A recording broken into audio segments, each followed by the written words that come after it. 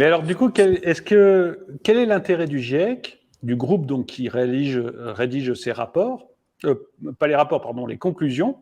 Oui. Quel est son intérêt? C'est purement idéologique, c'est purement de la Purement.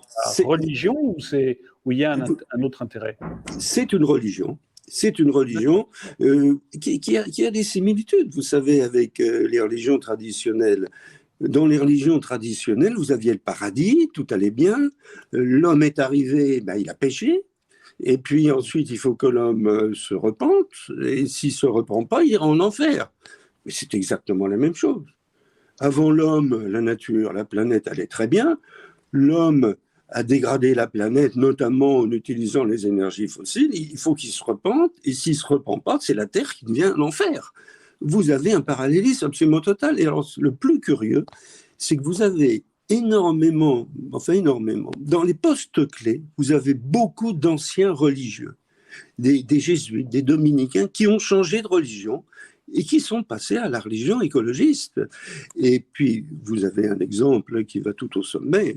Écoutez, le pape François, vous ne faites aucune différence entre ce qu'il dit et ce qu'il écrit et les rapports du GIEC. C'est les mêmes. Donc, c'est un phénomène de nature religieuse. Et c'est la difficulté. C'est qu'on peut lutter contre beaucoup de choses. Lutter contre les religions, c'est beaucoup plus difficile, surtout quand on n'emploie pas les arguments, les seuls finalement qui peuvent les contrer, qui sont les arguments chiffrés, ou quand vous dites le millimètre, c'est pas la même chose qu'un centimètre, c'est pas la même chose qu'un mètre, mais ça personne n'écoute, puisque tout le monde vous dit, mais tous les scientifiques sont d'accord, écoutez ce que dit le GIEC. Et la boucle est bouclée. Alors heureusement, on va en sortir. Enfin moi, sans ça, je n'écrirai pas ces livres. Je pense qu'on va arriver à en sortir quand on se rendra compte des conclusions auxquelles mènent ces rapports. J'en cite une dans mon livre, la voiture électrique. La voiture électrique, ça ne marchera pas. Parce qu'une batterie, ça pèse 300, 500 kilos.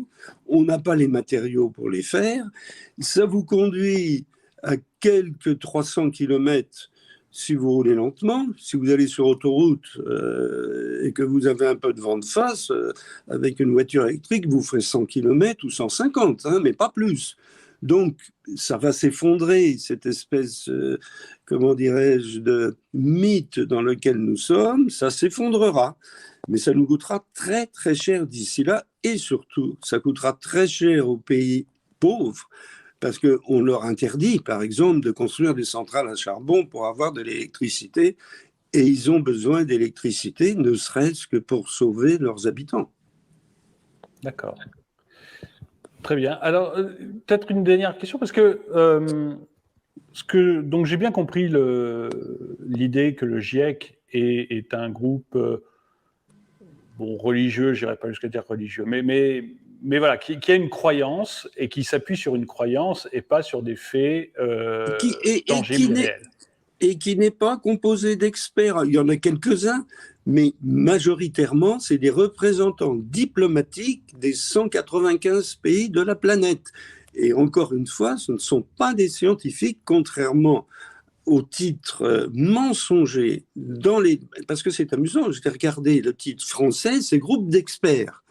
Bon, encore une fois, c'est pas écrit du tout dans le vrai titre.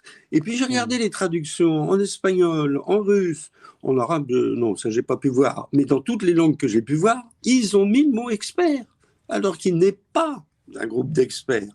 C'est pour vous donner une idée de la perversion des gens qui sont au pouvoir dans ces organismes, et ça ne s'explique que par des convictions qui finalement sont des convictions irrationnelles d'ordre religieux, qu'on peut respecter ou ne pas respecter, mais qui n'ont rien à voir avec la science. Et pour vous, les gouvernements français, allemands ou autres, américains notamment, suivent ce genre de recommandations et suivent le GIEC parce qu'ils ne savent pas ou parce qu'ils font confiance? Parce qu'on peut imaginer qu'autour de Joe Biden ou autour d'Emmanuel Macron, il y a quand même des sachants. Il y a des scientifiques de très bon niveau qui sont capables de leur dire non, ça c'est n'importe quoi. Donc pourquoi est-ce qu'ils suivent ce genre de rapport et pourquoi ils le mettent aussi haut même dans leur discours? C'est porté au pinacle sans arrêt. Oui, parce que qui n'entend qu'une cloche n'entend qu'un son. Regardez comment sont composés les conseillers de M. Biden.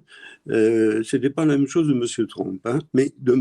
Biden, de M. Johnson, de M. Scholz, de M. Macron.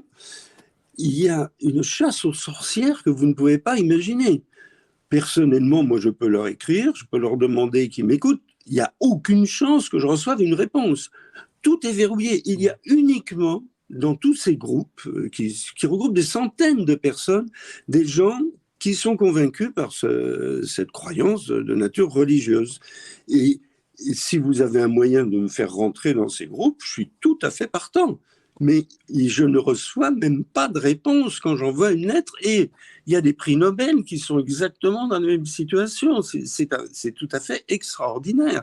Vous avez à l'Académie des sciences françaises au moins 30% des académiciens qui vous diront la même chose que moi.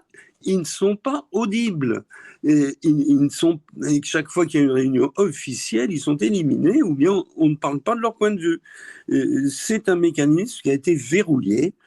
Il finira par sauter, j'en ai la conviction. Il sautera devant les faits et puis il sautera parce qu'il y a des gens, parce que je ne suis pas seul du tout. En France, vous avez des associations. Il y a une association qui s'appelle l'Association des climato-réalistes qui comporte des centaines de scientifiques. Mais pour passer à la radio ou à la télévision ou pour passer sur les réseaux sociaux, merci, eh bien, je vous assure qu'il faut faire beaucoup d'efforts pour pratiquement pas de résultats parce qu'on ne vous croit pas. Parce que quand vous dites quelque chose qui va à l'encontre de ce que disent les Nations Unies, de ce que disent cet organisme, le GIEC, les académies des sciences et tous les gouvernements, vous n'êtes pas crédible. Vous savez, c'était Descartes qu'on a un peu oublié en France. Autrefois, on était le pays de Descartes et qui disait quand une vérité est quelque peu difficile à découvrir, il serait étonnant que tout un peuple l'ait rencontrée. Alors, c'est très bien dit, mais ça veut dire que si vous dites quelque chose qui est vrai et que tout le monde dit le contraire, c'est pas très facile d'être entendu. Mais encore une fois, je suis pas seul et je pense qu'en France comme à l'étranger, le bon sens finira par triompher. Qu'est-ce que c'est que le bon sens? C'est on ne peut pas se passer du gaz, du pétrole et du charbon tant qu'on en a. On en a probablement pour 150 ans. Et ceux qui nous disent qu'on peut s'en passer sont complètement irréalistes et seront démentis par la réalité. Voilà la réalité.